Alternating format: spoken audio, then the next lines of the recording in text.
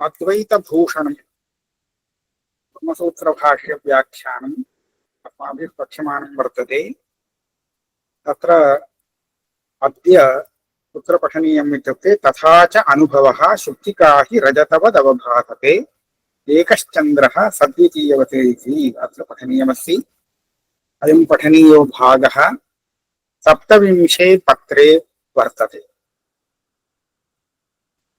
तथा च अनुभवः शुक्तिका हि रजतवदवभासते एकश्चन्द्रः सद्वितीयवते। अत्र भाष्ये अंशद्वयं स्वीकृत्य प्रत्येकं तात्पर्यं कथ्यते। आद्येन निरुपाधिकाध्यस्य अध्यासस्य लक्ष्यनिर्देशः लक्ष्यलक्षणनिर्देशः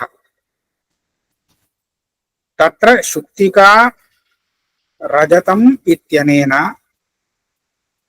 परत्रावभास इति लक्षणं वत्करणेन मिथ्या रजत संभेदात्मकं लक्ष्यम्। सामान्यतः एवं वर्तते, शुक्तिका हि रजतवदवभासते इति इदं रजतम् इति भ्रमः प्रदर्शितः। तस्मिन् भ्रमे एव शुक्तिका रजतवदवभासते। द्वितीयम् उदाहरणम् एकश्चन्द्रः सद्वितीयवत् भासते। वस्तुतः एकश्चन्द्रः इति तु भ्रान्तिकाले न भासते, किन्तु सद्वितीयवत् भासते इति अयम् अंशः भ्रान्तेर्विषयः। अत्र भाष्ये लक्ष्यनिर्देशः लक्षणनिर्देशः इदं द्वयमपि अस्ति। प्रत्येकं शुक्तिका हि रजतवद् अवभासते इत्यत्रापि लक्ष्यनिर्देशः लक्षणनिर्देशः द्वयमस्ति। एकश्चन्द्रः सद्वितीयवते इत्यत्रापि द्वयमपि अस्ति। परन्तु कः भेदः इत्युक्ते निरुपाधिकाध्यासः सोपाधिकाध्यासः इति भेदः कृतः। शुक्तिका हि रजतवदवभासते इति निरुपाधिकाध्यासस्य लक्ष्यनिर्देशः लक्षणनिर्देशश्च उभयं तत्र वर्तते। लक्ष्यनिर्देशः प्रधानं, लक्षणं यस्मात् पूर्वमेव उक्तं तदंशे अनुवादः। एकश्चन्द्रः इति तु सोपाधिक भेदाध्यासस्य उदाहरणम् इति अग्रे आगमिष्यति। प्रथमतः निरुपाधिकाध्यासे लक्ष्यलक्षणनिर्देशम् उपपादयन्ति। तत्र शुक्तिका रजतम् इत्यनेन परत्र परावभास इति लक्षणम् निर्दिष्टम्, लक्षणं निर्दिष्टम् इति शेषः। शुक्तिका रजत पर्यन्तभागेन रजतम् अत्र रजतमिति न भासते, किन्तु शुक्तिका रजतमिति भासते।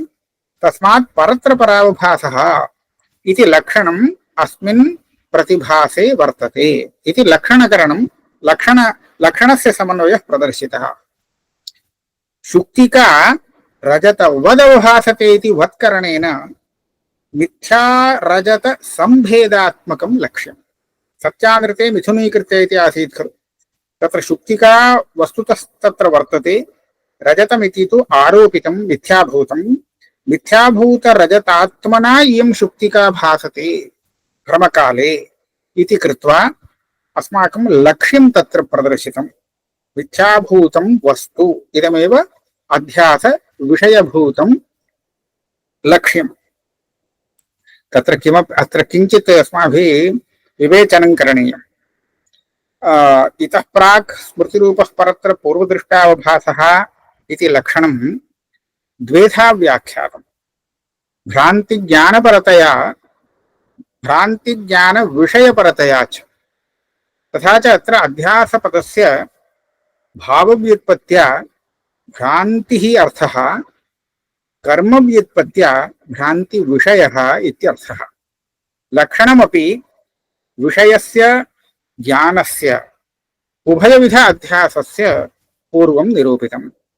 तद्वदेव अत्रापि उभयविध अध्यासस्य लक्ष्यं लक्षणञ्च प्रदर्श्यते। शुक्तिका हि रजतवत् अवभासते इत्यत्र शुक्तिका रजतम् इति अवभासते इति कथनेन किं भवति? भानम् एकं निर्दिष्टम्। स च ज्ञानाध्यासः ज्ञानरूपः अध्यसनम् अध्यासः इति व्युत्पत्त्या लभ्यते। तत्रैव विषयः कर्मव्युत्पत्त्या अध्यासपदेन यदा लभ्यते तदा रजतमेव लक्ष्यं वर्तते, तत्र लक्षणसमन्वयः करणीयः। तत्र रजतवत् इति वत्कारः यस्मात् कृतः अस्ति तेन वस्तुतः तद् रजतं न भवति, वास्तवरजतं न भवति इति ज्ञायते। तस्मात् तदेव आरोपितं रजतम् अध्यासस्य विषयः इति द्वयमपि अत्र निर्दिष्टम्। तदेव उच्यते वत्करणेन मिथ्यारजतसम्भेदात्मकं लक्ष्यम्।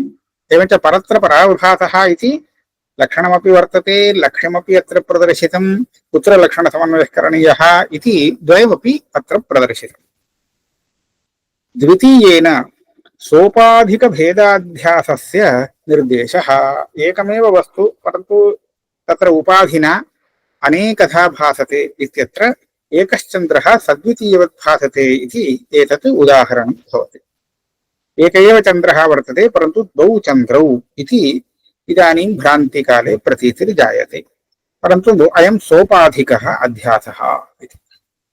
तद्वदेव आत्मनि निरुपाधिक अध्यास अहङ्काराध्यासस्य सोपाधिक जीवब्रह्म भेदाध्यासस्य च सिद्धिः।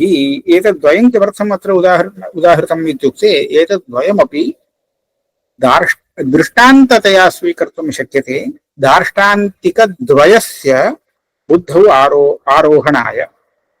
इदानीं दार्ष्टान्तिकं किमस्ति? आत्मनि अहङ्काराध्यासः अयं निरुपाधिकाध्यासः एकः दार्ष्टान्तिकः। अपरः एकस्मिन्नेव आत्मस्वरूपे सोपाधिकरूपेण भेदकल्पनम्। कथं भेदकल्पनम्? ईश्वरात्मा, जीवात्मा, पुनः जीवेष्वपि अनन्ताः जीवाः भिन्नाः इति कल्पनं यदस्ति भेदाध्यासः अयं भवति सोपाधिकः अध्यासः। उभयोः कृते दृष्टान्तविधया अध्यासद्वयम् अत्र उपन्यस्तं भाष्ये। तदेव उच्यते तद्वदेव आत्मनि निरुपाधिक अहङ्काराध्यासस्य सोपाधिक जीवब्रह्म भेदाध्यासस्य च सिद्धिः। इतः परम् एकः महान् आक्षेपः आयाति। ननु आत्मनि अहङ्काराध्यासे अधिष्ठान याथात्म्य प्रमाणं प्रमाता च इति त्रितयम् आत्मैव। तत्र च कारणत्रय मध्यप्रविष्ट रागादि दोषाभावेन तटस्थलक्षण अव्याप्तिः। ननु इत्यारभ्य आत्मनि यः अहङ्काराध्यासः अहमित्यध्यासो वर्तते तस्मिन् अध्यासे अध्यासतटस्थलक्षणस्य अव्याप्तिर्भवति, अथ च स्वरूपलक्षणस्यापि अग्रे अव्याप्तिर्भवति। एवञ्च अध्यासलक्षणम् अत्र नास्ति, न सङ्गच्छते, अतः लक्षणस्य लक्ष्ये अव्याप्तिः इति दोषः अस्ति। अस्तु, कथम् अव्याप्तिरायाति? सामान्यतः कथं वर्तते? शुक्तौ रजताध्यासे कारणत्रितयजन्यत्वं कथम् उच्यते इत्युक्ते अधिष्ठानज्ञानं, सामान्यतः अधिष्ठानज्ञानम् अपेक्षते, इदमिति शुक्तिज्ञानं भवति। अस्तु, अनन्तरम् अधिष्ठान याथात्म्य प्रमाणम् इति उक्तम्। अस्तु, अधिष्ठान याथात्म्य प्रमाणम् अपि प्रमाणम् इति नास्ति, इतः प्राक् नोक्तमिति मन्ये, परन्तु अधिष्ठान याथात्म्य ज्ञानं तावदेव। अधिष्ठानमेकम् अपेक्षते, तस्य सामान्याकारेण ज्ञानम् अपेक्षते, एतद्वयमेव स्वीकर्तव्यम्। पुनश्च प्रमाता इति त्रितयम् अपेक्षते। शुक्तिरजतस्थले तथा वर्तते। शुक्तिः अधिष्ठानं, शुक्तेः साधारणरूपेण इदम् इति ज्ञानं वर्तते, पुनश्च अयमेकः दोषवान् प्रमाता वर्तते। वस्तुतः कारणत्रयम् इत्यत्र दोषसम्प्रयोग अधिष्ठानसामान्यज्ञान इति पूर्वम् उक्तम्। अतः तथैव अत्र वक्तव्यं। तटस्थलक्षणे एवमेव अस्ति। प्रकृते तु प्रमातृ दोषादिकं न सम्भवतीति कथनार्थम् एवं अपेक्षितं दोषकथनार्थं तावदेव अनूदितम् इति चिन्तयामः। यतः लक्षणस्य अव्याप्तिकथनार्थं दोष संप्रयोग अधिष्ठान इति एतत् त्रितयजन्यत्वं पूर्वं लक्षणम् उक्तम्। तत्र दोषो नास्ति इति इदानीं प्रदर्श्यते। कथम्? अधिष्ठानं वर्तते, आत्मैव अधिष्ठानम्। अधिष्ठानस्य किं सामान्यज्ञानं यदस्ति तदपि अत्र आत्मस्वरूपमेव, अन्यः नास्ति। यतः स्वप्रकाशत्वात् आत्मस्वरूपस्य। अस्तु, प्रमाता इत्युक्ते सः कः? प्रमातृदोषः कथनीयश्चेत् तत्र प्रमाता अपि स एव अधिष्ठानमेव, अन्यः कोऽपि नास्ति। अहङ्काराध्यासकाले अन्यः प्रमाता तदानीं न सिद्धः अस्ति। एवञ्च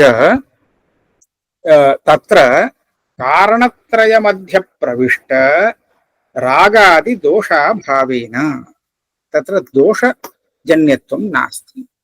यतः दोषः कः? रागादिः वक्तव्यः प्रमातृदोषः। इदानीं यावत् प्रमाता एव निषिद्धः इति कृत्वा रागादिदोषस्य प्रसक्तिर्नास्ति। तस्मात् तटस्थलक्षण अव्याप्तिः कारणत्रितयजन्यत्वरूपं यत् अध्यासस्य तटस्थलक्षणं तद् आत्मनि अहङ्काराध्यासे न संगतं भवति इति कृत्वा अव्याप्तिः। आत्मनः निरंशत्वेन दोषप्रयुक्त अगृहीत विशेषांश अभावात् अधिष्ठानत्वाभावेन परत्र अधिष्ठाने परावभासः इति स्वरूपलक्षण अव्याप्तिश्च। अस्तु, तटस्थलक्षणम् अव्याप्तम् इति कथितमेव, स्वरूपलक्षणं संगच्छते वा इत्युक्ते तदपि न भवति। स्वरूपलक्षणं किं वर्तते? परत्र अधिष्ठाने परस्य आरोप्यस्य अवभासः। इदमेव खलु स्वरूपलक्षणम्। अत्र आत्मनः अधिष्ठानत्वं न सम्भवति। कुतः? अधिष्ठानस्य अयं स्वभावः शुक्त्यादेः एवम् अस्माभिर्गृहीतम्। आरोपकाले शुक्त्यादेः कश्चन सामान्यांशः भासते, विशेषांशो न भासते। यतः शुक्तिः इदन्त्वेन पुरोवर्तित्वेन भासते, परन्तु शुक्तित्वेन तदानीं न भासते। एवञ्च अधिष्ठानस्य सामान्याकारेण ग्रहणं, विशेषाकारेण अग्रहणम् इति अंशद्वयवत्ता सर्वत्र दृश्यते लोके भ्रान्तिस्थले। परन्तु आत्मनि एवम् अंशद्वयं कल्पयितुं न शक्यते, आत्मनः निरंशत्वात्। तदेव उच्यते, आत्मनः निरंशत्वेन दोषप्रयुक्त अगृहीत विशेषांशाभावात्। शुक्तिकायां शुक्तित्वं किमर्थं कथं न गृहीतं? दोषवशात् इत्येव खलु वक्तव्यं। तद्वत् आत्मनि कः विशेषांशः वर्तते यः दोषवशात् न गृहीतः इति वक्तुं शक्येत? तस्मात् दोषप्रयुक्त अगृहीता विशेषांश अभावात् अधिष्ठानत्वाभावेन परत्र अधिष्ठाने परस्य अवभासः इति स्वरूपलक्षण अव्याप्तिश्च। एवञ्च आत्मनि अहङ्काराध्यासे पूर्वोक्तलक्षणस्य अव्याप्तिः इति फलितम्। तदा प्रश्नः, न च निरंशत्वेपि द्वितीय अव्याप्तिः या अस्ति सा अव्याप्तिः परिहर्तुं शक्यते वा इति काचन कोटिः उत्थाप्यते। न च निरंशत्वेपि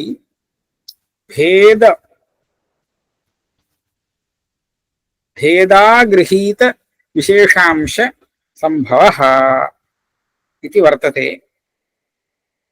तत्र किञ्चित् शोधनीयमस्ति, सम्यक् कानिचित् अक्षराणि गतानि। एवं वक्तव्यं स्यात्, एवम् अस्ति, अधिष्ठानस्य सामान्यरूपेण ज्ञानं विशेषरूपेण अज्ञानम्, इदं द्वयम् अधिष्ठानस्य योग्यता, आरोपयोग्यता भवति। तदा एव भ्रान्तिः सम्भवति। अत्रैव वयम् एवं यदि पश्यामः, सामान्यरूपेण ज्ञात नाम ज्ञात सामान्यांशवत्ता अज्ञात विशेषांशवत्ता इति अंशद्वयम् अपेक्ष्यते इति। इदानीम् आत्मनि कः क्लेशः जातः? शुक्तौ तु द्वयमपि अस्ति। सामान्यांशज्ञानं नाम ज्ञातः सामान्यांशोऽपि वर्तते, अज्ञातः विशेषांशोऽपि वर्तते। आत्मनि किं नास्ति आत्मनि सामान्य निरंशत्वात् सामान्यांशः विशेषांशः इति नास्ति अंशद्वयम् अत एव अधिष्ठानत्वं न सम्भवति इत्युक्तम् इदानीं किमुच्यते अंशद्वयम् आत्मनि मास्तु परन्तु सामान्यरूपेण ज्ञानं विशेषरूपेण अज्ञानम् इति तु भवितुमर्हति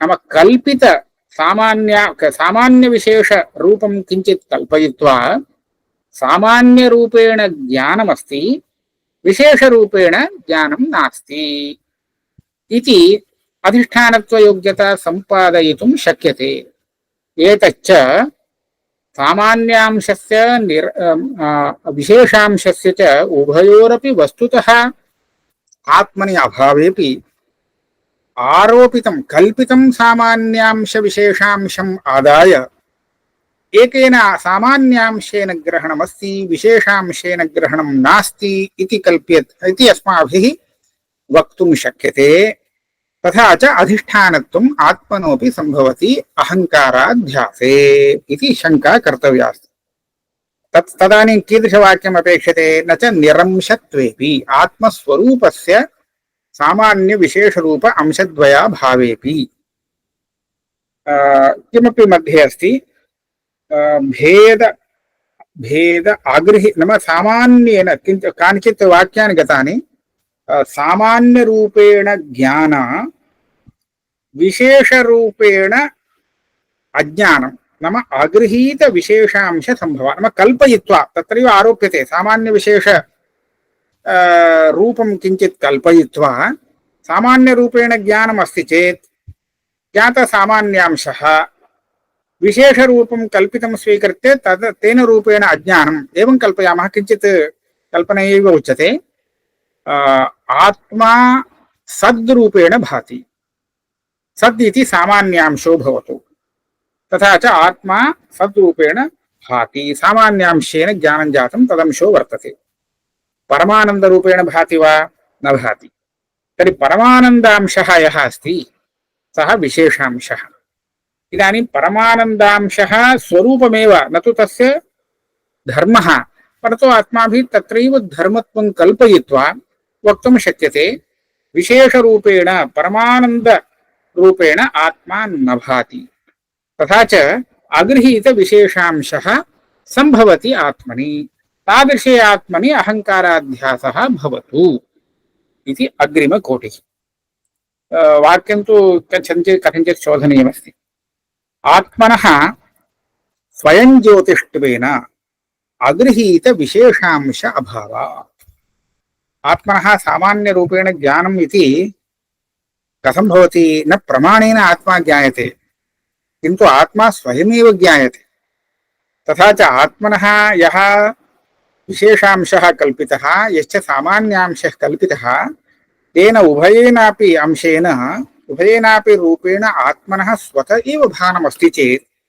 अगृहीतः विशेषांशः कथं वक्तुं शक्यते यो विशेषांशः आनन्दरूपः उक्तः तोपि स्वप्रकाशत्वात् अवश्यं भासते इत्येव वक्तव्यम् अन्येन प्रमाणेन यद् भासते तत् कदाचित् अन्यस्य प्रकाशकस्य अनुपस्थितिदशायां न भासते इति वक्तुं शक्येत यत् स्वयमेव भासते स्वभानार्थम् अन्यं नापेक्षते किञ्चित् तत् न भासते इति कथं वा वक्तुं शक्यते अतः स्वयं ज्योतिष्त्वेन अगृहीतविशेषांश अभावात् तस्मात् आत्मनि कल्पितं सामान्य विशेषांशम् अपि स्वीकृत्य अधिष्ठानत्वम् उपपादयितुं न शक्यते इति जातम् अस्तु आत्मनः स्वयं ज्योतिष्त्वे ततः उपरि कोटिः आत्मा यदि स्वयं ज्योतिः स्यात् स्वप्रकाशः स्यात् तदा खलु तत्र इयं कल्पना न सम्भवति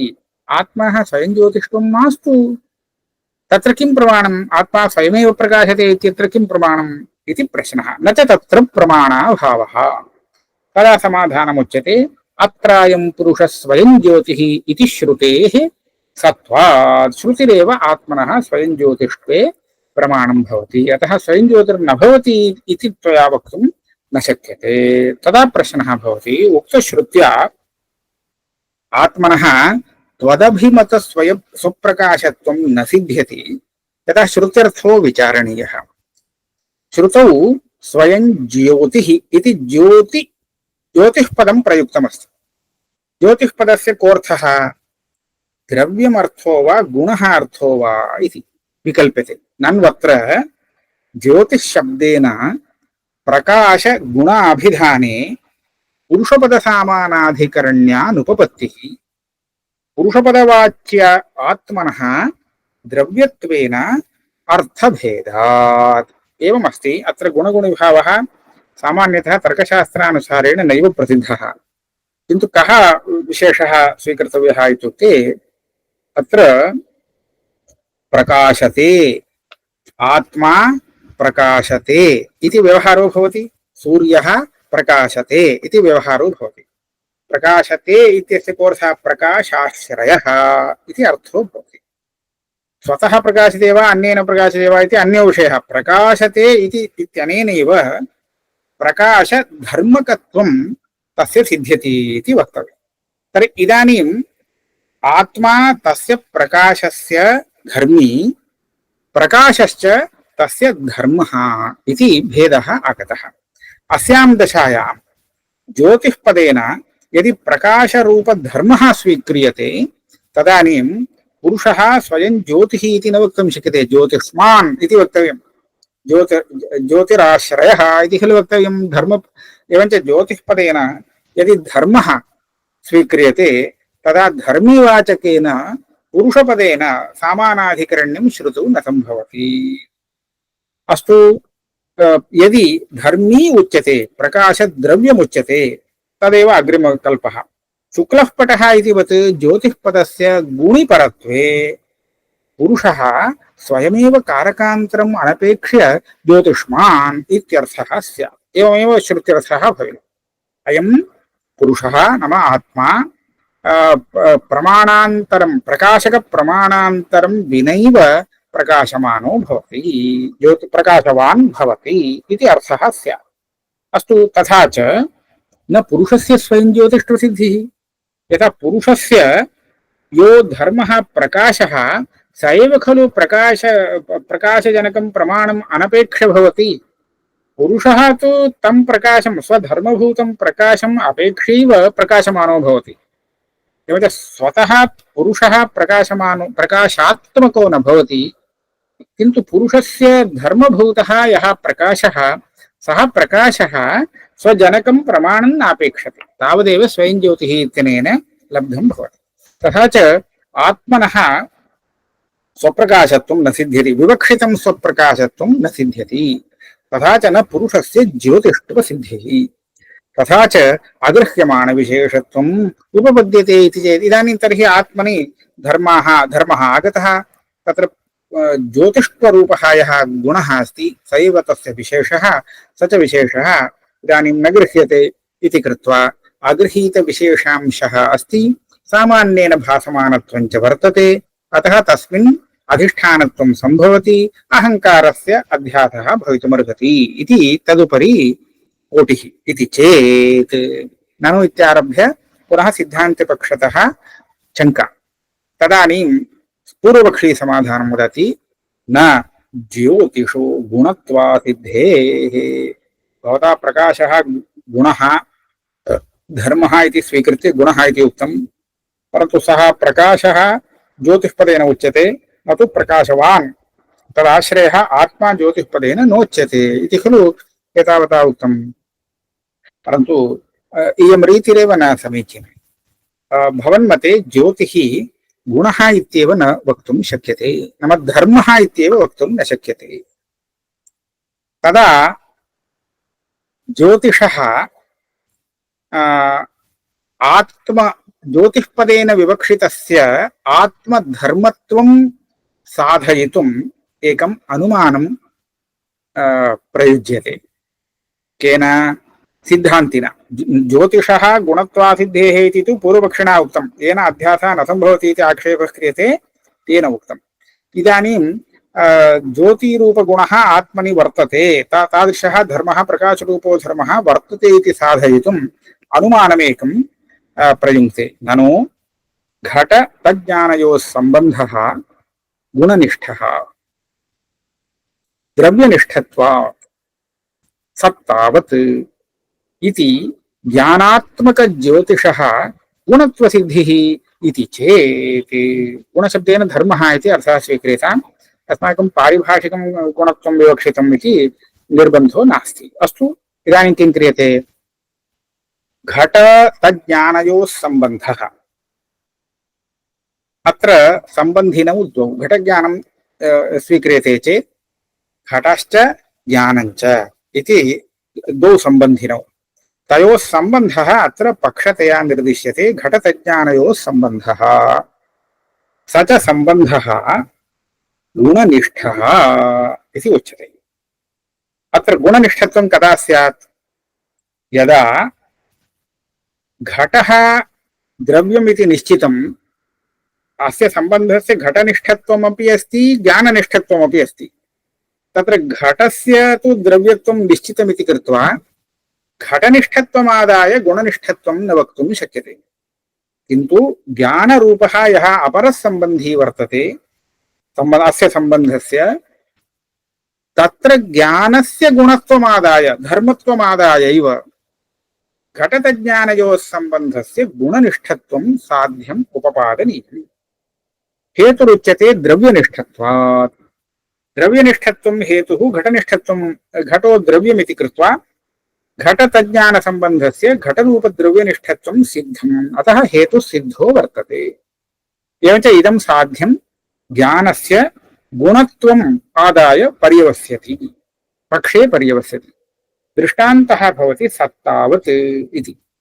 सत्तावत् इत्युक्ते घट तज्ज्ञानयोः उभयोरपि सत्ता वर्तते। सत्ता द्रव्ये गुणे कर्मणि सर्वत्रापि त्रिष्वपि सत्ता समवायसम्बन्धेन भवति इति तार्किकाः स्वीकुर्वन्ति।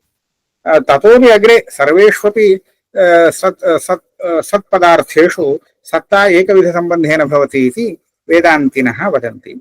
तथा च गुणेऽपि वर्तते सत्ता, द्रव्येऽपि सत्ता वर्तते, सा एव सत्ता इति यथा सदृष्टान्तः अत्र, तद्वदेव घटतज्ज्ञानयोः सम्बन्धः यदि गुणनिष्ठः इति उच्यते, तदा ज्ञानस्य अनेन अनुमानेन गुणत्वं स्वीकर्तव्यम् इति आपतति। तथा च ज्ञानमेव अत्र ज्योतिष्पदेन प्रकाशपदेन च उच्यते। तथा च आत्मा ज्ञानरूपगुणवान् भवति। आत्मा प्रकाशते, प्रकाशाश्रयः इत्युक्ते प्रकाशो नाम ज्ञानं, ज्ञानञ्च उक्त अनुमानेन गुणः भवति। तथा च ज्योतिष्पदेन गुणः उच्यते। भवता ज्योतिषः गुणत्वासिद्धेः इति पूर्वपक्षिणा उक्तं किल।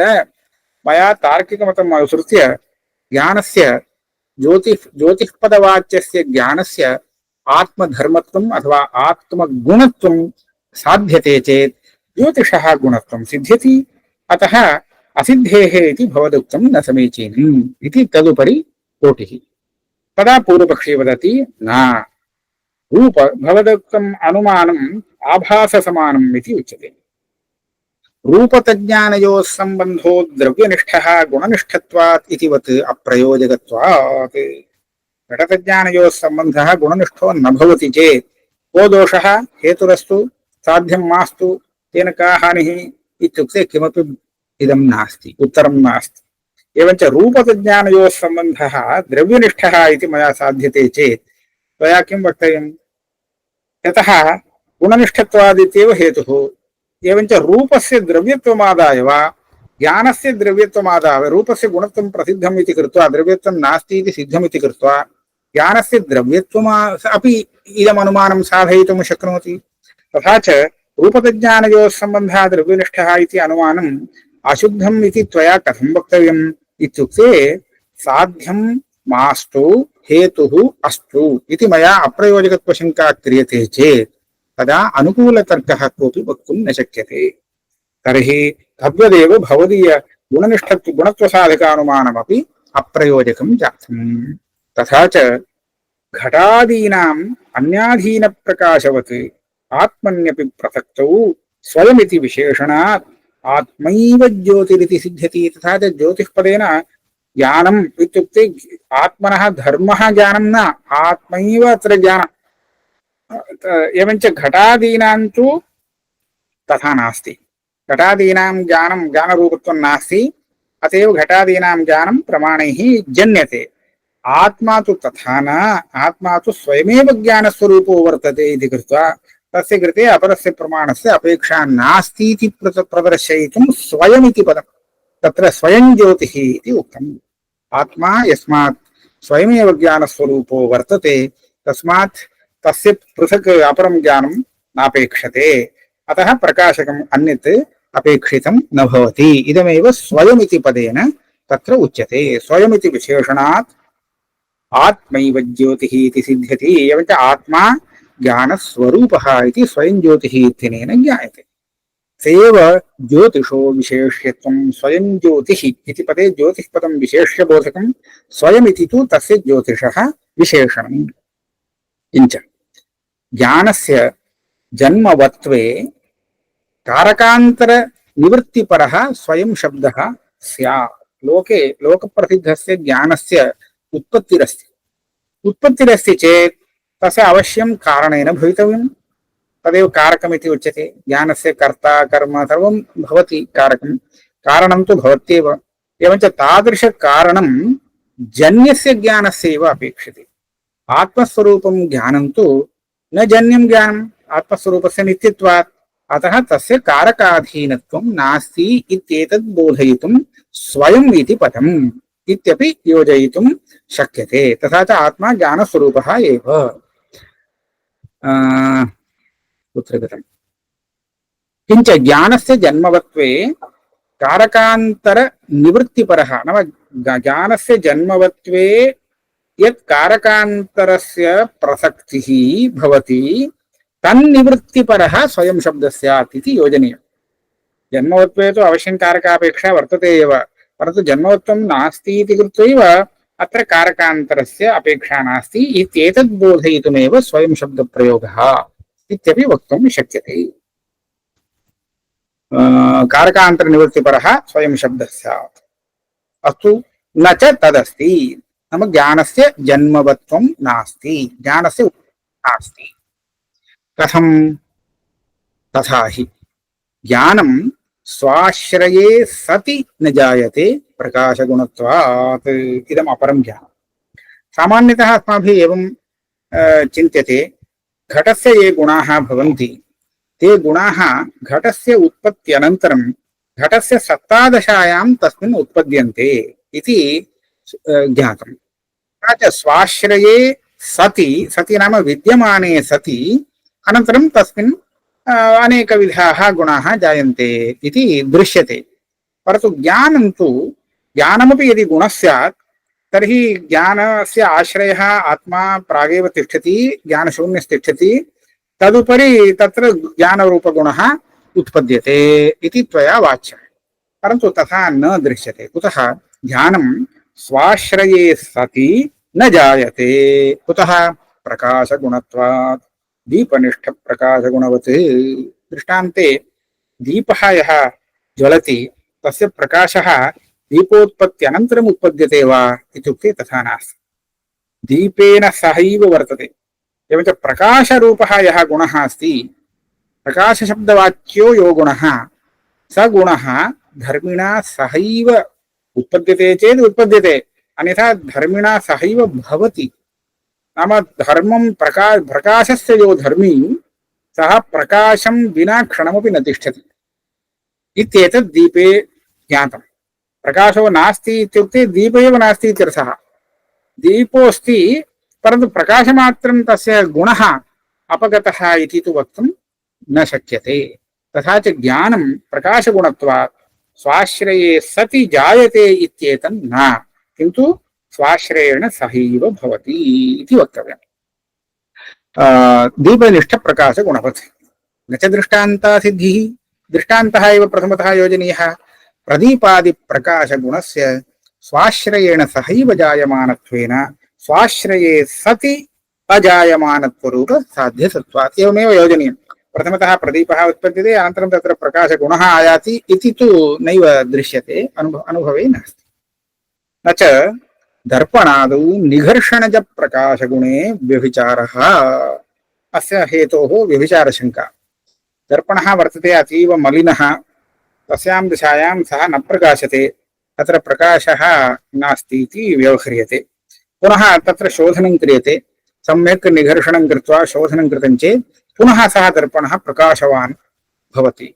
तर्हि इदानीं किं जातं, तत्र दर्पणस्तु वर्तते, स एव दर्पणः, परन्तु किञ्चित् कालात् पूर्वं प्रकाशः तस्मिन् नासीत्, इदानीं तु निघर्षणेन प्रकाशो जातः। एवञ्च प्रकाशगुणः अयं स्वाश्रये दर्पणे विद्यमाने एव तस्मिन् जायते इति दृष्टं किल। एवञ्च प्रकाशगुणः सति स्वाश्रये न जायते इति भवता कथं वक्तुं शक्यते इति तत्र व्यभिचारः इति आगतः। तदा उच्यते इदं तत्र प्रकाशगुणस्य उत्पत्तौ दृष्टान्ते एव न भवति, उदाहरणं न भवति।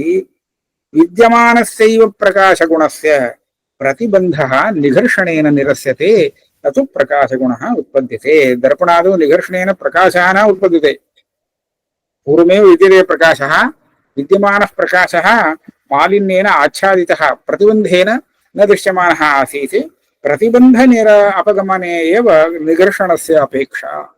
एवञ्च निघर्षणेन प्रकाशगुणः उत्पद्यते इति न वक्तुं शक्यते। वस्तुतस्तु प्रकाशस्वरूप एव आत्मा, न प्रकाशगुणवान्। प्रकाशस्वरूपः, प्रकाशगुणवान्, प्रकाशगुणः अन्यः, तस्य आश्रयः आत्मा इति न।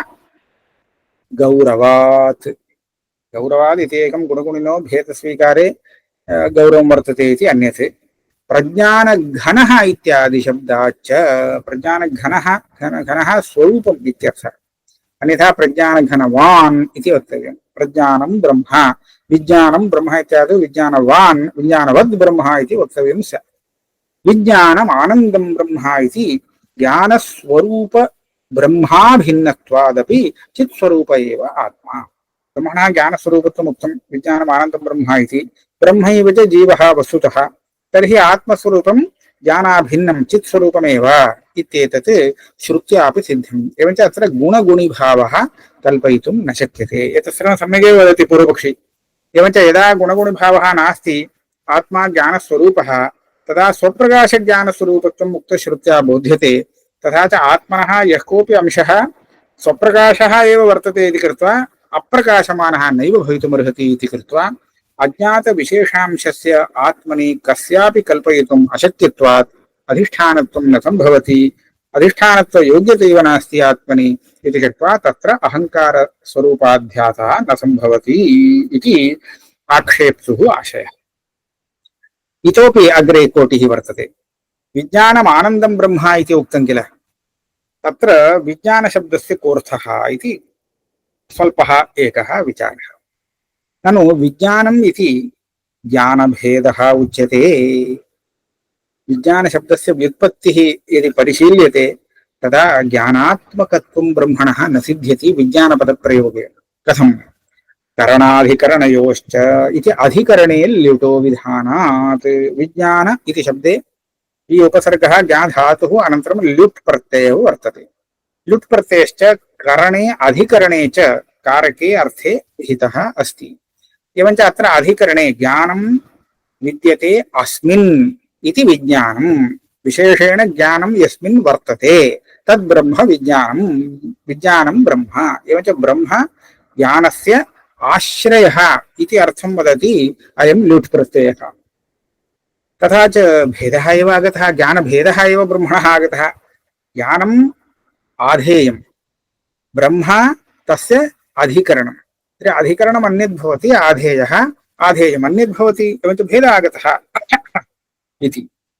भावार्थे तद्विधानेपि इदानीं पुनः प्रश्नः, करणाधिकरणयोश्च इति यथा वर्तते तथा भावार्थेपि लुट्प्रत्ययः वर्तते खलु, तदेव अत्र गृह्यताम् इत्युक्ते अस्ति, परन्तु अत्र तस्य ग्रहणं न सम्भवति। न तस्य इह ग्रहणम् भावार्थस्य क्रियात्वात् तदभिन्नत्वे ब्रह्मणोऽपि क्रियात्वापत्तेः इति चेत् मध्ये विरामः नापेक्षते। भावार्थः, भावे लुट् प्रत्ययः अस्ति, परन्तु भावो नाम भावः इति क्रिया, भावः भावना इत्यादि क्रिया सामान्य क्रियावाचकः अयं शब्दः। तर्हि इदानीं विज्ञानक्रिया इति अर्थः भवेत्। विज्ञानशब्दे यदि भावे लुट् क्रियते तर्हि विज्ञानक्रिया। तर्हि तदभिन्नं ब्रह्म इति उच्यमाने ब्रह्मणः क्रियात्वापत्तिः तन्नेष्टम् इति चेत् न। प्रथमोपस्थित भावार्थत्वे संभवति तदधीन उपस्थितिक अधिकरणार्थत्वस्य अयुक्तत्वात्। समाधानमुक्तं कारकं सर्वमपि किञ्चित् क्रियानिरूपितं भवति।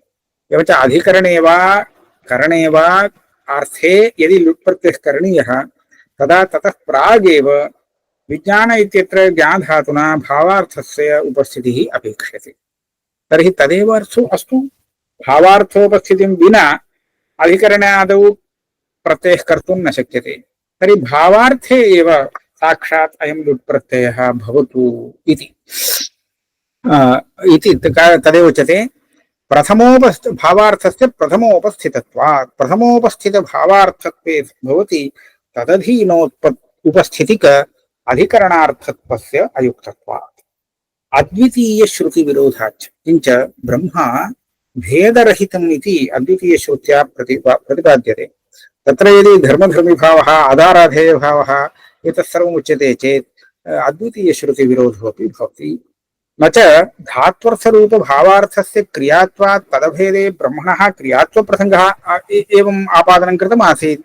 तदा उच्यते धात्वर्थः भवति इति कृत्वा क्रियात्वं न वक्तुं शक्यते। कश्चन धात्वर्थः अक्रियारूपोऽपि भवति। यथा अक्रियात्मकस्यापि धात्वर्थस्य गडि वदनैकदेशे इत्यादौ प्रसिद्धत्वात्। गडि वदनैकदेशे इति अस्ति। केवलं गण्ड रूप निष्पत्त्यर्थम् अयं धातुः वर्तते। कापि क्रिया नोच्यते। गण्डपदेन अत्र कपोलप्रदेशः वदनस्य अवयवः विवक्षितः। तदर्थं कश्चन धातुरपेक्षते इति कृत्वा अयं धातुः पठितः। एवं धात्वर्थः भवति इति कृत्वा क्रिया भवति इति निर्बन्धो नास्ति।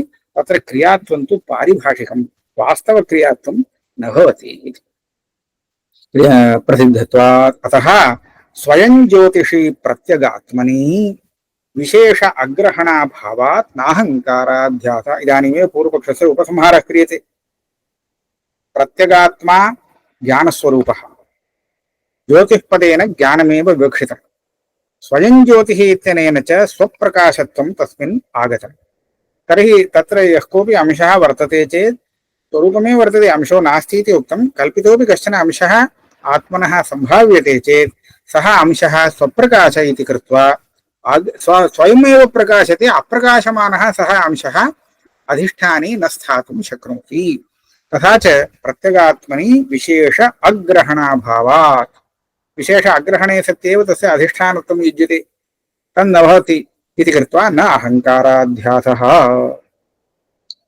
इदानीम् एतदुपरि पुनः एका शङ्का। ननु ब्रह्मस्वरूप अनवभासात् तद्धेत्वज्ञानसद्भावात् कथं न अध्यासः। अत्र ब्रह्मस्वरूपं न भासते इति वक्तुं शक्यते। तत्र कारणं किं? तत् स्वप्रकाशमेव, परन्तु अज्ञानेन आवरणं वर्तते इति कृत्वा अनवभास हेतु अज्ञान सद्भाव। अनवभासात् इति पृथक् न आवश्यकं। ब्रह्मस्वरूपानवभास हेत्वज्ञान सद्भावात् कथं न अध्यासः। ब्रह्मस्वरूपं स्वयं प्रकाशते चेदपि अनवभासस्य हेतुः अज्ञानं वर्तते चेत् अनवभासमानविशेषः तत्र वर्तते इति कृत्वा अधिष्ठानत्वं सम्भवति इति। यथा सूर्यः प्रकाशमानो भवति चेदपि मेघाच्छादनवेलायां मेघेन आवृतः न प्रकाशते इति व्यवहारः क्रियते खलु। तद्वत् अज्ञानेन आत्मनि स्वप्रकाशेऽपि अनवभासनं वक्तुं शक्यते इति कृत्वा तत्र अध्यासो भवितुमर्हति इति चेत् न। तथा सति ब्रह्मण्येव अहङ्काराध्यासः स्यात् न प्रत्यगात्मनि। एवं कृतं प्रत्यगात्मा खलु इदानीम् अधिष्ठानत्वेन वक्तव्यः। ब्रह्मा इति उच्यते चेत् अहं ब्रह्म न जानामि, समीचीनं, अज्ञानं तत्र आवर्कं वर्तते, अतः ब्रह्म न भासते, अहं न जानामि इत्येव सर्वोऽपि वदति। परन्तु प्रत्यगात्म विषये तु अहमस्मि इति भानं सर्वस्यापि अस्ति। अतः तस्मिन् विषये अज्ञानमपि वक्तुं न शक्यते। ब्रह्म विषये अज्ञानम् आवारकं ब्रह्म आवृणोति, अतः तत्र अज्ञातविशेषः वर्तते इति वक्तुं शक्यते। परन्तु प्रत्यगात्मनि खलु अहङ्काराध्यासः। अहम् अस्मि इति प्रत्यगात्मा भासते, न तु अहमिति ब्रह्म भासते। तथा च न प्रत्यगात्मनि अध्यासस्य तस्य ततो भिन्नत्वात्, ब्रह्मस्वरूपात् भिन्नत्वात्। न हि शुक्ति अनवभासात् घटे अध्यासः। अन्यत् न भासते, अध्यासस्तु अन्यत्र इति कथं भवति? यद् न भासते तस्मिन्नेव अध्यासो वक्तव्यः। शुक्तिर्न भासते इति कृत्वा घटे अध्यासः इति भवति वा? न भवति। अभिन्नत्वेव आश्रय विषय भेदाभावा। इदं किं? जीवस्य ब्रह्मणो भिन्नत्वं स्वीकृत्य ब्रह्म अनवभासमानं भवतु, जीवस्तु स्वप्रकाशः अवभासते एव इति उक्तम्। इदानीं किमुच्यते? सिद्धान्तस्य जीवो ब्रह्मा भिन्नः इति स्वीक्रियते चेदपि आश्रय विषय भेदाभावात्, अविद्यायाः आश्रयः विषयः इति द्वयम् अपेक्षते। आश्रयश्च विषयश्च भिन्नः इति लोके दृश्यते। अहं घटं न जानामि इति यदा उच्यते, घटः मदीय अविद्यायाः विषयः, अहं तादृश अविद्यायाः आश्रयः, अहं भिन्नः घटः भिन्नः, एवञ्च आश्रय विषय भेदः अपेक्षते। अत्र आत्मविषये अज्ञानम् उच्यते चेत् आत्मनः एव अज्ञान विषयत्वम्, आत्मनेव अज्ञान आश्रयत्वम् इति कथं सम्भवति? तस्मात् अभिन्नत्वेपि अविद्यायाः तस्मिन् असम्भवः। ब्रह्मणः विद्यात्मकत्वाच्च, ब्रह्म विद्यात्मक, अविद्या विरोधी विद्या। तर्हि विद्यास्वरूपे ब्रह्मणि अविद्या कथं भवति? ब्रह्मैव चेत् प्रत्यगात्मस्वरूपं, तर्हि तत्रापि अविद्या न सम्भवति। एवञ्च अविद्यावशात् तदभानम् इति वक्तुमपि अवकाशो नास्ति। ब्रह्मणः विद्यात्मकत्वाच्च सुतरां विद्यायाः अविद्यायाः इति भवेत्। सुतराम् अविद्यायाः तत्र अनुपपत्तिः इति अत्रोच्यते इत्यारभ्य अस्य पूर्वपक्षस्य समाधानं भवति। अत्र अहम् अत्रैव स्थापयामि, यतः किञ्चित् तमिळ्भाषायामपि वक्तव्यम्। अत्र यः ग्रन्थः पठितः तस्य तमिळ्भाषया किञ्चित् विवरणं क्रियते। भाष्यत्ले சுத்திகாகி ரஜதவதாபாசத்தே ஏகச்சந்திர சத்விதீயவத் அப்படின்னு இந்த அத்தியாசத்தை நிரூபணம் பண்ணிட்டு ரெண்டு உதாரணம் கொடுத்திருக்காரு. இது அனுபவம் எப்படி இருக்குன்னு சொன்னார். ததாச்ச அனுபவா ததாச்ச லோகே அனுபவான்னு பாஷ்யம். இந்த ரெண்டு அனுபவத்தை காமிச்சிருக்கார் பாஷ்யக்காரர். இந்த ரெண்டு அனுபவத்திலையும் அவர் ரெண்டு விவக்ஷிக்கிறார். அதாவது இதுக்கு முன்னாடி சொல்லும் போது அத்தியாசத்துக்கு லட்சணம் ஒண்ணு சொன்னார். அந்த லட்சணம் அதே மாதிரி அதுக்கு லட்சியம். இந்த லட்சணம் லட்சியம் ரெண்டையும் இங்க எடுக்கிறார் ஒவ்வொரு அத்தியாசத்திலையும். அதாவது சுக்திகாரஜிதாவபாசத்திலையும் லட்சியம் லட்சணம் ரெண்டையும் சொல்லியிருக்கார். ஏகச்சந்திர சத்விதீயவத்துங்கிறதுலயும் லட்சியம் லட்சணம் ரெண்டும் சொல்றார்.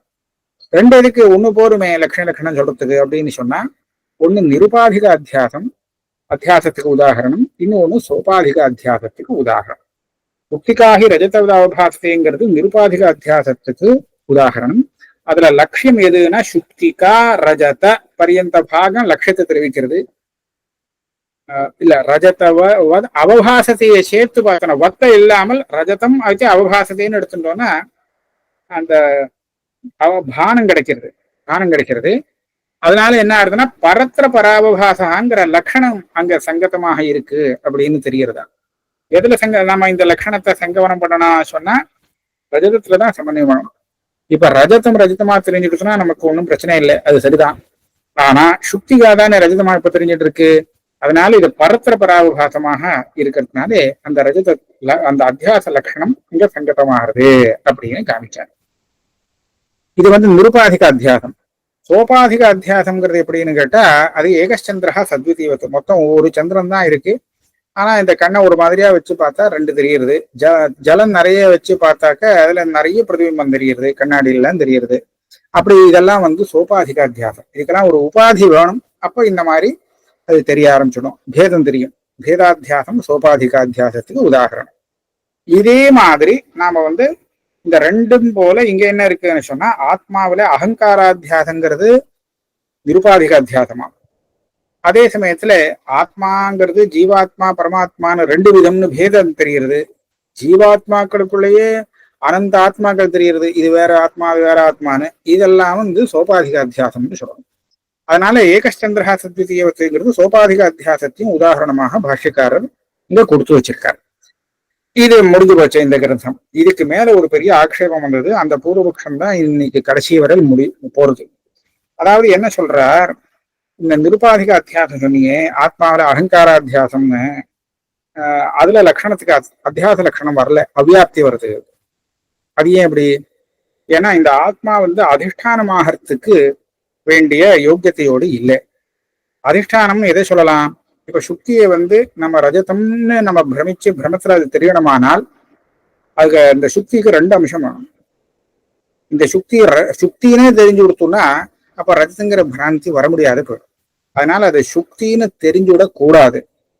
சுத்தமா தெரியாம போயிடுத்து இருக்கு, அங்க எதாப ஒண்ணு வஸ்து இருக்குன்னு கூட தெரியாம போயிடுச்சுன்னு சொன்னா இந்த அத்தியாசம் வராது. அப்ப என்ன ஆகணும்னா அந்த சுக்தியானது சாமானிய ரூபத்துல தெரியணும், சுக்திங்கிற விசேஷ ரூபத்துல தெரியாம இருக்கணும். ஆக அதுக்கு ரெண்டு அம்சம் இருந்தா தான் ஒரு அம்சம் தெரிஞ்சு ஒரு அம்சம் தெரியாம இருக்க முடியும். அது சுக்திகால சொல்லிடலாம், அது தப்பு இல்லை, பண்ணலாம். ஆனா ஆத்மாவில நிரம்சமாச்சே, அது எங்கே சாமானியாம்சம் விசேஷாம்சங்கள்லாம் எப்படி கொண்டு வர முடியும்?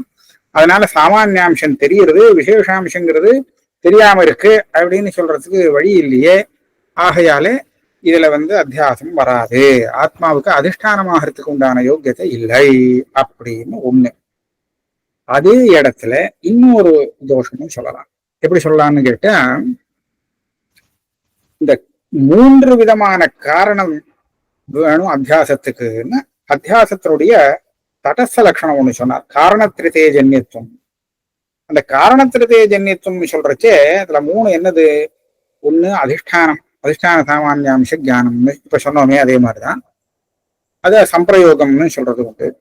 இன்னொன்னு தோஷம் வேணும், தோஷ சம்ஸ்கார். இன்னொன்னு மூணாவது சம்ஸ்காரம், ஏற்கனவே ஆன சம்ஸ்காரம். சம்ஸ்காரத்தை பத்தி கவலை இல்லை, அது வந்துடும். இதுவும் அதிஷ்டானம் இப்ப முடியாதுன்னு சொன்னார். இப்ப தோஷம் கூட சொல்ல முடியாது, காரணத்திரத்துல தோஷமும் சொல்றதுக்கு இல்லை. தோஷங்கிறது என்னது?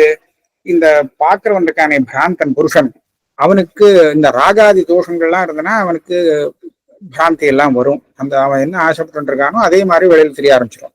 இதெல்லாம் இருக்கு. ஆனா இங்க ஆத்மாதான் பிரமாத்தா. ஆத்மா விட்டுட்டு யாரு பிரமாத்தான்னு யாரை காமிக்கிறது? அகங்காராத்தியாசத்துல ரஜதாத்தியாசத்துல அந்த ரஜதத்தை வேண்டி இருக்கிறவன், ராகாதி தோஷத்தோடு இருக்கிறவன் தேவதத்தன் அங்க காமிச்சுடலாம் பிராந்தன்.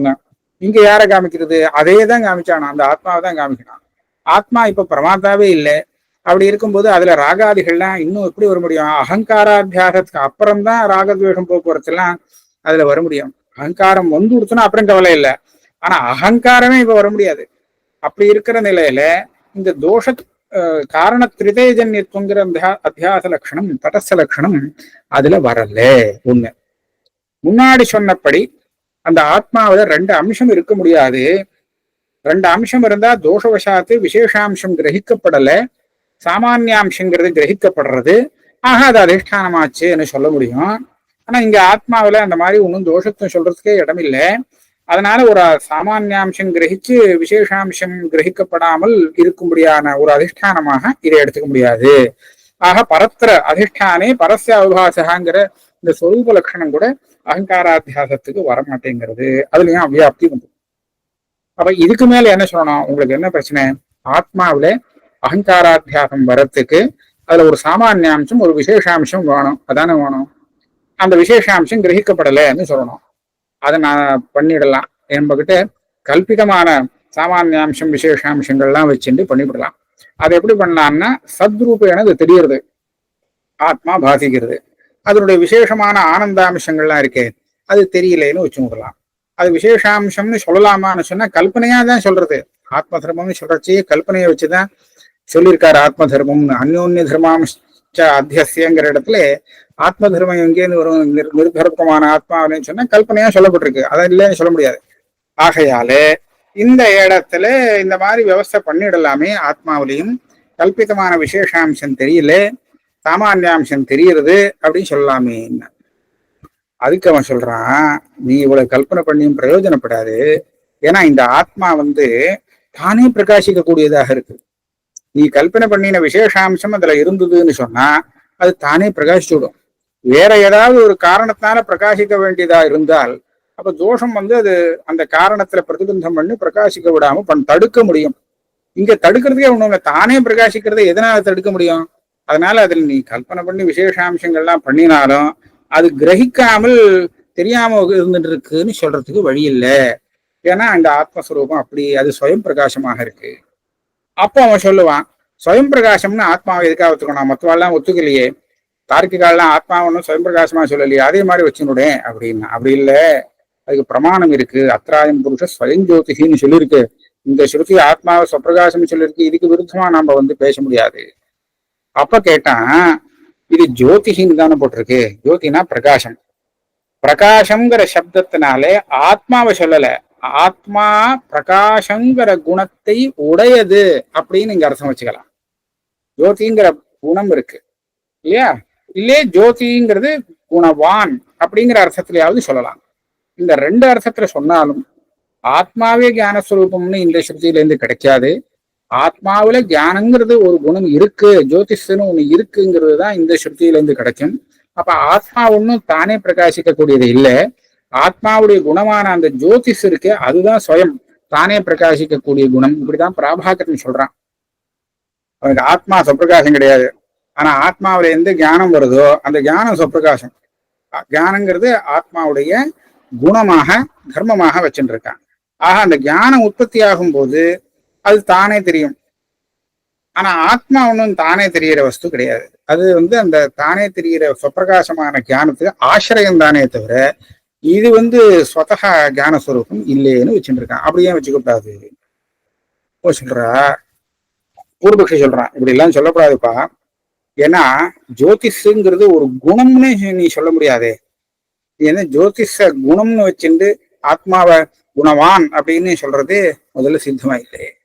அப்போ சொன்னா ஜோதிஷன்னு சொல்லப்பட்ட அந்த ஞானத்தை நான் குணம்னு சொல்றதுக்கு ஒரு அனுமானத்தை பிரயோகம் பண்றேன்.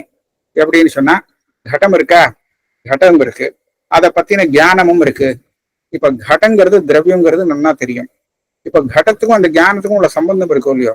இந்த சம்பந்தத்துக்கு கடம் ஒரு சம்பந்தி ஆசிரியம், ஞானம் ஒரு ஆசிரியம். நான் இந்த சம்பந்தத்தை பட்சமா வச்சு நான் என்ன அனுமானம் பண்ண போறேன்னா, இந்த கட ஞான சம்பந்தமானது குணநிஷ்டமாக இருக்கிறது அப்படின்னு சொன்னேன். ஏன் அப்படின்னு சொன்னா, திரவியத்துல இருக்கோ இல்லையோ, திரவியநிஷ்டத்வா சத்தாவத்து, திரவியத்துல இருக்கக்கூடியதாக இருக்கிறதுனாலே கடம்தான் திரவியம். அந்த கடத்துல கடவர்த்தியாக இந்த சம்பந்தம் இருக்கிறதுனாலே இது திரவியவர்த்தியா இருக்குங்கிறது, திரவியநிஷ்டமா இருக்குங்கிறதுல சந்தேகம் இல்லை. அப்ப குணநிஷ்டமாவும் இருக்குன்னு சாதிச்சேன்னா அப்ப என்ன பண்ணணும்? அந்த ஞானம் குணமா இருந்தா தான் கடத்துக்கும் ஞானத்துக்கும் உள்ள சம்பந்தமானது குணநிஷ்டம்னு இந்த சாத்தியம் உள்ளதாக ஆக முடியும். அதனால இந்த அனுமானம் என்ன பண்றது? ஞானத்தை குணம்னு சாதிச்சுடுறது. அப்படி சாதிச்சாச்சுன்னா ஆத்மாவில இருக்கிற ஜோதி சப்தத்தினால சொன்ன ஞானமானது குணம், ஆத்மா அந்த குணத்துக்கு ஆசிரியமாக இருக்கு அப்படின்னு சித்தமாயிடுமேன்னு ஒருத்தன் கேட்பான், யாரோ ஒருத்தன். அதுக்கு அந்த பூர்வபக்ஷி பதில் சொல்றான், இந்த அனுமானமே தப்பு. நான் ஒரு அனுமானம் சொல்றேன், அதை எப்படி நீ அபத்தம்னு சொல்லுவியோ அதை மாதிரிதான் நீ சொல்லணும். ஏன்னா அனுகூல தர்க்கம் கிடையாது. ரூப தஜ்ஞானயோ சம்பந்த திரவியனிஷ்டா குணனிஷ்டத்வாத் அப்படின்னு சொன்னா நீ என்ன பண்ணுவ? ரூபமும் குணம், ஞானமும் குணம். நீ ரூப தஜ்ஞானயோ சம்பந்த குணனிஷ்டான்னு சாதிக்கிறேன், இல்ல திரவியனிஷ்டான்னு சாதிக்கிறேன். ஏன்னா குணனிஷ்டத்வாத்னு ஹேத்துவ வச்சுட்டு ரூபம் குணங்கிறது சித்தமாச்சு. அப்பனா இந்த ஞானம் திரவியம்னு சொல்ல முடியுமா? அப்படின்னா நீ என்ன சொல்லுவ? இப்படி சாதிச்சா இந்த ஹேத்துவை வச்சுட்டு எப்படிப்பா இந்த சாத்தியத்தை சாதிக்க முடியும்? ஏன்னா இந்த ஹேத்து இருக்கட்டும், இந்த சாத்தியம் இல்லாட்டா என்ன தப்புன்னு கேட்டா நீ ஒன்றும் பதில் சொல்றதுக்கு இல்லை, அனுகூல தர்க்கம் இல்லை. அதே மாதிரிதான் நீ சொன்ன அனுமானத்திலே அனுகூல தர்க்கம் கிடையாது, அதெல்லாம் அப்பிரயோஜகம் சொல்ற. அது மாத்திரம் இல்லை, இந்த ஸ்வயம் ஜோதிகிங்கிற இருக்கோ இல்லையோ, அந்த இடத்துல ஸ்வயங்கிற விசேஷனம் எதுக்காக வந்ததுங்கிறது நம்ம பார்க்கணும். இப்ப சாதாரணமா என்ன ஆகுதுன்னு கேட்டா, கடப்பட்டாதிகள்லாம் இருக்கே, அது இருக்கலாம், ஆனா அது தானா பிரகாசிக்கிறது இல்லை. அதுக்கு ஒரு பிரகாசத்தை கொடுக்க வேண்டியிருக்கு. அது இருக்குன்னு நமக்கு பிரமாணத்தினால எப்ப ஞானம் ஏற்படுறதோ அப்பதான் அதுக்கு பிரகாசம் ஏற்படுறது. இல்லாட்டா அது தானா பிரகாசிக்கிறதாக இல்லை. அதனால அது இன்னும் ஒண்ணு அபேட்சிக்கிறது. கடமானது தெரியறதுக்கு பிரமாணத்தை அபேட்சிக்கிறது அப்படின்னு ஆச்சு. ஆனா ஆத்மா தெரியறதுக்கு பிரமாணத்தை அபேட்சிக்கலே. அதனாலதான் ஸ்வயம்னு அதுக்கு விசேஷனம் போடுறது. ஆக ஆத்மா ஞானஸ்வரூபமாக சொல்லி இந்த ஞானஸ்வரூபமான ஆத்மா தானாவே பிரகாசிக்கிறது. இதுக்கு வேற இன்னொன்னு பிரகாசக பிரமாணம் தேவையில்லை அப்படின்னு சொல்றதுக்காக தான் அங்க ஸ்வயம் அப்படின்னு போட்டுருக்குன்னு சொல்லணும். இந்த இப்போ வியாக்கியான மண்டலம் கரெக்டு தான். இந்த பூர்வபக்ஷி சொல்றானேன்னு சொல்லி இதை தப்புன்னு நினைச்சுக்க கூடாது. இதெல்லாம் சித்தாந்த சம்மதமாகத்தான் இருக்கு, கரெக்டா இருக்கு. அதனால ஜோதிஷ என்ன சொல்லணும், தியானம்னு வச்சுட்டோம்னா ஆத்மாவே ஞானஸ்வரூபம். ஆனா இதுக்கு பிரகாசகமாக இன்னொன்னு தேவையில்லை அப்படிங்கிறது தெரியுது. இன்னொன்னு கூட சொல்லலாம், இன்னொரு சாவும் சொல்லலாங்கிறார். எப்படின்னு சொன்னா, இந்த ஞானம் இருக்கே இது பிரகாசம்னு சொல்லிட்டோமா அப்படின்னா இந்த பிரகாசங்கிறது குணத்துக்கு ஒரு ஆசிரியம் இருக்கும்.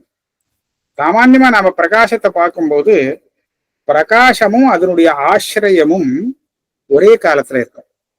ஆசிரியம் இருக்கு, ஆனா பிரகாசம் இன்னும் வரல, கொஞ்ச நேரமாகும் அப்படின்னு சொல்றதுக்கு இல்லை.